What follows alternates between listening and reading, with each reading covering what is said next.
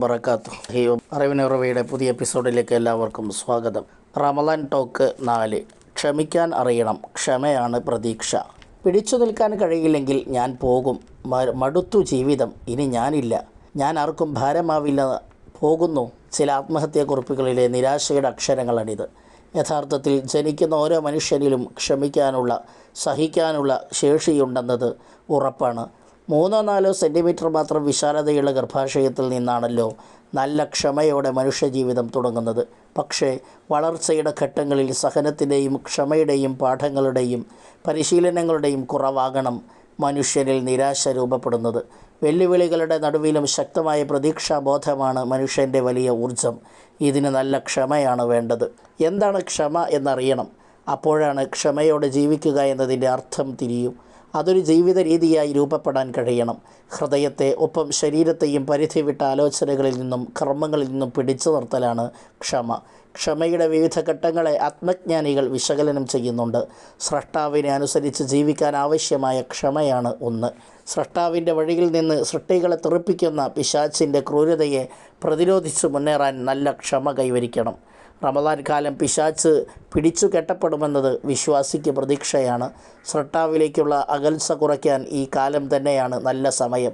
രണ്ടാമത്തേത് തിന്മയുടെ വഴിയിൽ നിന്ന് കുതറി മാറാനുള്ള ക്ഷമ. ശരീരത്തിൻ്റെ ഇച്ഛകൾക്ക് വഴിപ്പെടാതെ തെറ്റായതിനെ ശരിയാക്കുന്ന മനോഭാവത്തിനെതിരായ ക്ഷമയായ ശക്തമായ പ്രതിരോധമാണിത്. ശരീരം രുചിയാണെന്ന് തോന്നിപ്പിക്കുന്ന കാട്ടിക്കൂട്ടുന്ന പലതും ശാശ്വതമായി നഷ്ടമാണെന്ന തിരിച്ചറിവ് ഈ ക്ഷമക്ക് ആവശ്യം. ആത്മഹത്യ ചെയ്യുന്നവർക്ക് ഈ തിരിച്ചറിവുണ്ടാകില്ല. അവരുടെ മനസ്സിൻ്റെ അല്പനേരത്തെ പരിധി വിട്ട നിരാശാബോധത്തെ പിടിച്ചു കെട്ടാൻ കഴിയാതെ ദുർബലമാകുമ്പോഴാണ് ദുരന്തങ്ങളിലേക്ക് എടുത്തു ചാടുന്നത്. പ്രതിവിധി ഇച്ഛയെ തോൽപ്പിച്ച സാത്വികരോട് അടുക്കൽ തന്നെ. മൂന്നാമത്തെ ക്ഷമ ഭൗതികമായ പരീക്ഷണങ്ങളെ നേരിടുക, പാഠങ്ങളാക്കി മാറ്റുക. ആരോഗ്യപരമായ സാമ്പത്തികമായ ജയപരാജയങ്ങളെ ഒന്നിൻ്റെയും അവസാനമായി കാണാതെ മുന്നോട്ടു നടക്കാൻ ശീലിക്കലാണ് വേണ്ടത്.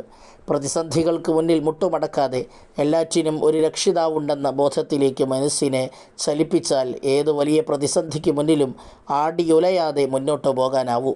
റമളാനിലെ വിശപ്പ് അതിലേക്കുള്ള കവാടമാണ്. വിശപ്പാണല്ലോ പലരെയും കുറ്റവാളിയാക്കുന്നത്. വിശപ്പാണല്ലോ ചിലരെയെങ്കിലും ആത്മഹത്യയ്ക്ക് പ്രേരിപ്പിക്കുന്നത്. വിശപ്പിനോട് പൊരുത്തപ്പെടാൻ സഹിച്ചു തന്നെ ജീവിതത്തിൽ ശീലിച്ചാൽ വിശപ്പിന് നമ്മെ കീഴ്പ്പെടുത്താൻ കഴിയില്ല. ക്ഷമയാണ് വിശ്വാസത്തിൻ്റെ സത്തയെന്ന നബിവചനം നമ്മെ ചിന്തിപ്പിക്കണം.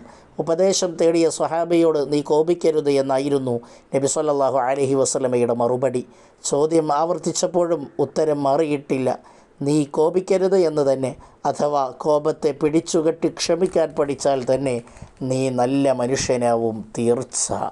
അള്ളാഹു തൗഫീഖ് നൽകുമാറാവട്ടെ. ആമീൻ. അസ്സലാമു അലൈക്കും വറഹ്മത്തുള്ളാഹി വബറകാതുഹു.